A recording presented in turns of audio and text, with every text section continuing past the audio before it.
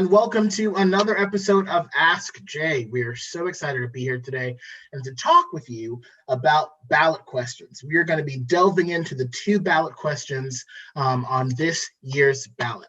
But before we jump into that, let us reintroduce the Civic Squad. We have some new faces. So Civic Squad, introduce yourselves. Hi, I'm Anna. I'm Caleb. I'm Abigail. I'm Ben. I'm Kyla. Fantastic. So every couple years, there are some questions that are so important that our elected officials say, you know what, let's leave this up to the people. In the past, some ballot questions have been about whether or not to raise the income tax, about whether to legalize marijuana, whether to continue protecting the rights of trans citizens. So a lot of important things come up on these ballot questions, and it's really important that we understand that. I'm sure as you go about your day now, you see a lot of yes on this or no on this, and this is all about those ballot questions. There are 2 this year. The first is about the right to repair, and the second is about ranked choice voting. So right to repair. Basically, this is a law that actually already exists, and it gives people who work in the mechanic industry and garages, etc., access to diagnostic information for your cars that allow them to be able to access that data to better fix your cars, as opposed to just having that data live with the dealers themselves. Again, this already exists, but they want to update the language in this law to really include and reflect the fact that we're in 2020, and a lot of the data that we have now is digital, it's virtual data. So how do we make sure that they get access to that? So a yes means yes, we will update the language in this law to make sure that dealers and mechanics have access to our data, while a no means just keep it as it is, and it would leave some gray space for kind of what people can and cannot access in terms of that diagnostic data. Ranked choice voting essentially allows voters to rank their choices. Right now, whenever you're going to vote, you can choose one person and that's it. This says you can choose a number 1, but then you can have a backup number 2, number 3, and number 4. So let's think about it this way. I miss school. I've been to school for a while. I'm old. And I do remember the days, however, of parties. We used to have these parties. And while we never had much choice, let's imagine, if you will, that we did. So our teacher says, hey guys, you guys have been crushing it lately. We're going to have a little party, and I'll let you choose what we're going to eat. We can have pizza. We can have tacos. We can have some Chinese food, or we could have randomly salmon, okay? So everybody gets to fill out their lists, and it was their top choice, and then their backup choice, and then their backup to the backup, and then they're just like, ugh, I need to eat, so I'll have that, and I'll live choice. We take the first round. If, let's say, pizza got more than 50% of the vote, then it would win, just like always. If somebody that you vote for gets 50% or more of the vote, they have the majority, and as such, will win.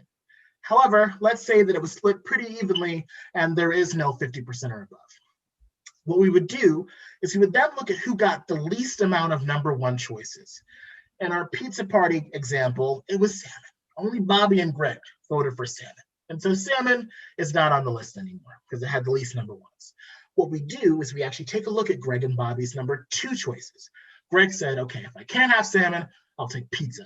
Bobby said, if I can't have salmon, I'll take tacos. And so we add those votes to the next pieces. And now with that, pizza is the number 1 because now we've added that number 2 choice from, let's say, Greg. I forgot the names that I said, but essentially that's how it works. If it has majority in that first ranked choice, that's who gets it. If it doesn't, we go to the next choice, knock out the one that got the least amount of number 1s, and give their number 2 votes to the next group as we start the next round. That's what that is. Are there any questions about ranked choice voting or the right to repair?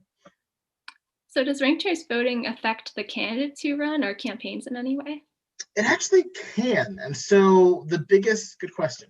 The biggest difference is that now that voters don't have to just choose one person and not the other, the stakes are a little bit lower in some regards because now voters can choose however many people they want.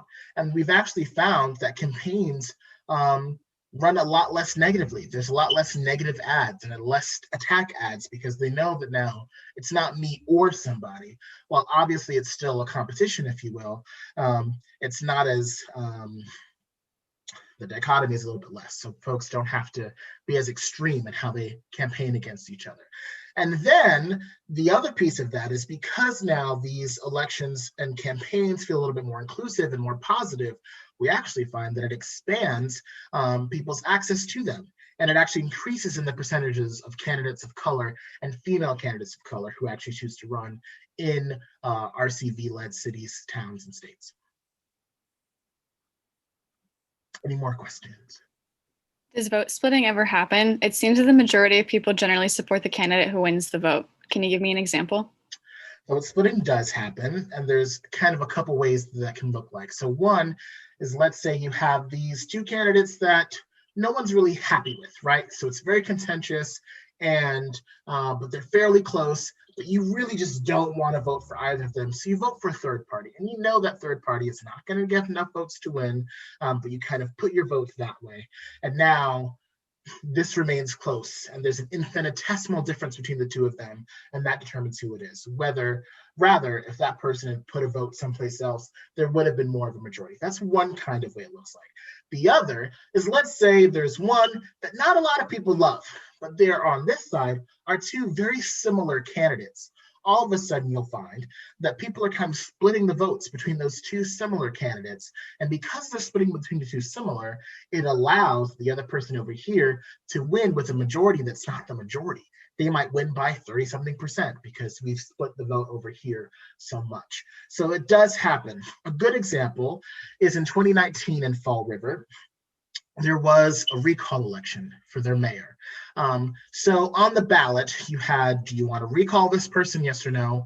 And then who would you vote for? The mayor did actually make it onto the who would you vote for section. And ironically, 60% of people voted to recall the mayor, but then he actually won that election with 35% of the vote because it had been split so much between all the other candidates who won. So recalled and winning in the same election, not with the majority of the vote because of that vote splitting. So it happens rarely, but it does indeed happen. Any more questions?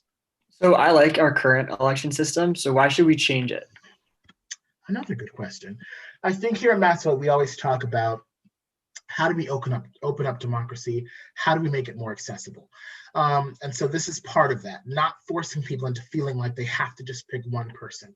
That's part one. Part two is sometimes we vote strategically. And I know that as a young person, sometimes there are a lot of times where I'm just like, my heart is with you and I believe in what you're saying, but I just think logically this person has a better chance of winning. And so I vote over here, but I feel dirty. I feel unclean. I don't feel excited. I'm not excited by this. And it kind of shifts my energy around this process because I have to kind of come at it from a very strategic and political place, as opposed to supporting the person who most closely holds my ideals. With ranked choice voting, you can do both. I can say I can vote first and foremost for the person that I believe in, the person I'm aligned with, and then I can also add this other person there. So it gives voters more of a choice. It allows them to make a range of decisions, and it makes sure that the majority will always determine who gets elected. Any more questions? With the right to repair, is my data protected? Yes. So again, this is not personal data that this is talking about. This is diagnostic data in your cars, and it would only be available to those people that are working on your car and not just the dealership. So short answer is yes, your data will be safe. Any more questions? Great. So these ballot questions, as I said before, are important. And whenever we get into ballot season, there are a lot of disparate messages and comments, and it can be really tough to cut through the noise and figure it all out. So what are some action steps that you guys are going to take this election season? I'm going to keep researching both of them before I go into the polls. Yeah, do your research. Feel confident. I'm going to help explain the ballot questions to others. Show them this video if you want, but yeah, help break it down. I don't know what it is. Don't let people get confused. Real friends help friends. I love that. I'm going to take a look at my ballot to determine how I'd rank the candidates in a ranked choice voting system. I love that. I think that's a really cool thing to do, is basically take a look at these candidates and see, yeah, if I could rank these, would I? One thing that I love about early voting and vote by mail is that I can look at my ballot beforehand and do some research. And I don't just have to walk into the ballot box on the day of and just feel like, who am I going to vote for? And I don't know. Take some time, research some folks, and see, yeah, maybe I would like to rank these out and see if that might sway your opinion on RCV or not. I'm going to visit the Mass Vote website for more information about ranked choice voting, right to repair, and also about my candidates. Always check the Mass Vote website. It is a hub of information and knowledge. Fantastic. I have missed all of your faces. I'm glad we get to embark and sharing some knowledge with folks. And I will see you again next week. Go forth, be engaged, get those around you to be engaged, share the information and the knowledge, and we'll meet back here not too far from now.